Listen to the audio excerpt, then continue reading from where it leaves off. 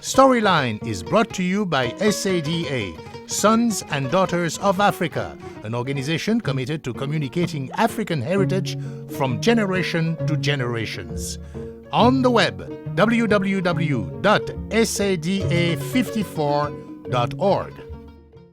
Welcome to Storyline. I'm Matsini Ben-Bangura, your host, and I'm pleased to welcome Dr. Kofi Agyapong. He's the chairman and CEO of SADA, Sons and Daughters of Africa, a Washington-based non-profit organization designed to promote African culture and history from both sides of the Atlantic. Dr. Agyapong, thank you very much for joining us. Thank you very much, Ben, for inviting me here. Doctor, if you could, when was SADA founded and what is the idea behind it?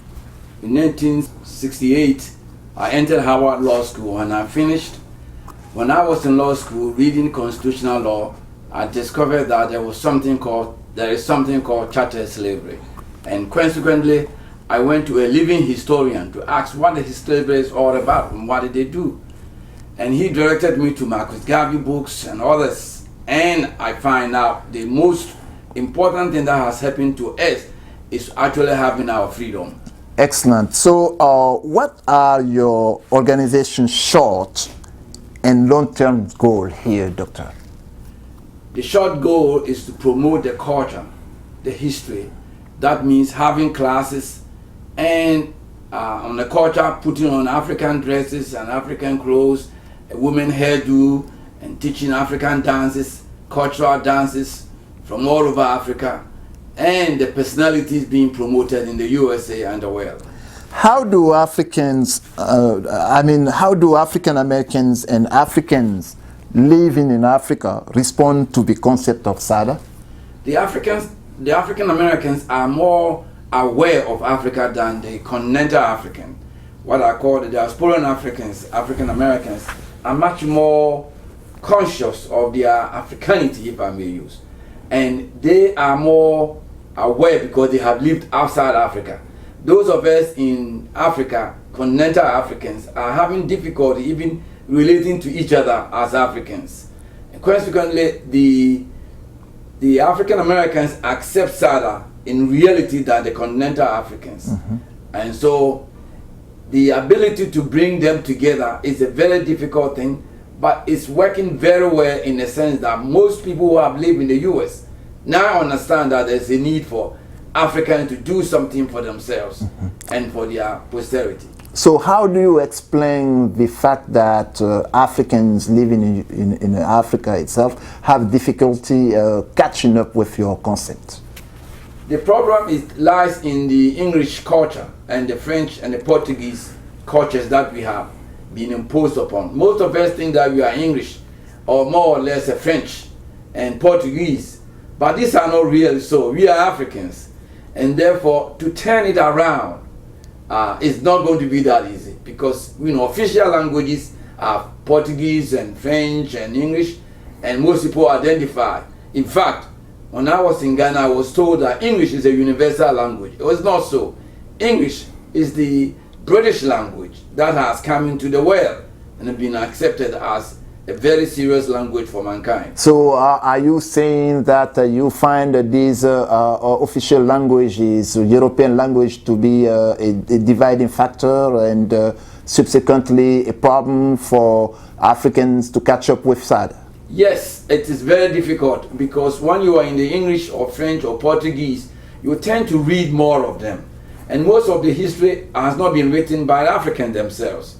So therefore, it's a very difficult thing to turn and to tell the youth that, hey, you get some writings in Africa. The African Americans have done a lot of writings here in America on history. If you go through Marcus Garvey, Du Bois, Booker T. Washington, all these people have written books in African history.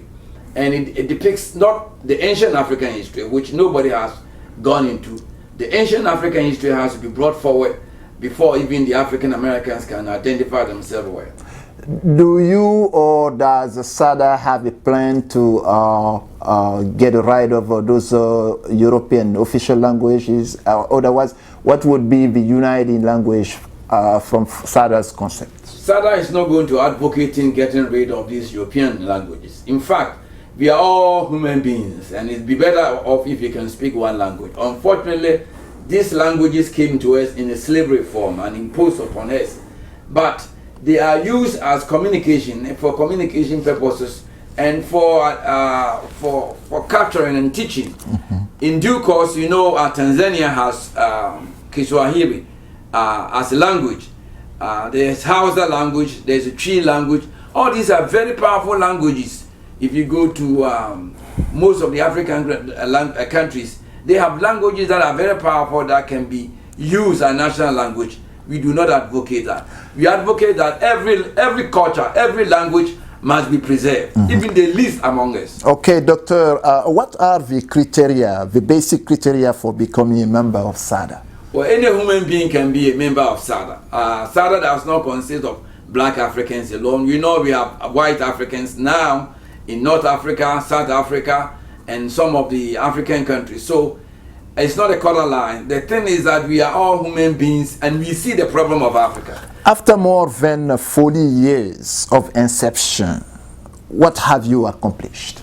Well, laying the foundation for any serious work is not an easy thing. If you read the history of the Christianity and Islam, they did not find it easy to lay a foundation for their people. Before these things came into being, it took a long time. In fact, in Christianity, it took about 30 years before somebody started writing about what Jesus said. So initially, it's going to be easy. It's not going to be easy. But with a gradual approach and laying down the foundation, you know, Africa has a basis for all these things. The United States of America, the founding fathers in 1700 were able to see the need for the Americans, and they set up a goal to do it. We are gradually doing this so that the Africans can also see from the American point of view how 54 countries can live together as of Americans doing in 51 countries. Very well done, Doctor. What are the challenges? What are the challenges you face, and how do you plan to address them within SADA system? You see, the challenges actually comes in the professionalism of our subjects. Most becomes engineers, accountants. They think they got nothing to do with history. History predominates everything you study. If you don't know your history, you don't know who you are, you don't know where you are coming from. You have to know other history. For example, if you read the history of America and you come into the founding fathers of America, you should be overcome by the understanding they had for humanity. With that, I thank you very much for your time. I have been talking to Dr. Kofi Agyapong, Chairman and CEO of SADA, Sons and Daughters of Africa, an organization committed to communicating African heritage from generation to generations. SADA is a sponsor of Storyline on alloconakry.com. From me, Ben Bangura, and the rest of the team, so long for now. Storyline is brought to you by SADA, Sons and Daughters of Africa, an organization committed to communicating African heritage from generation to generations. On the web, www.sada54.org.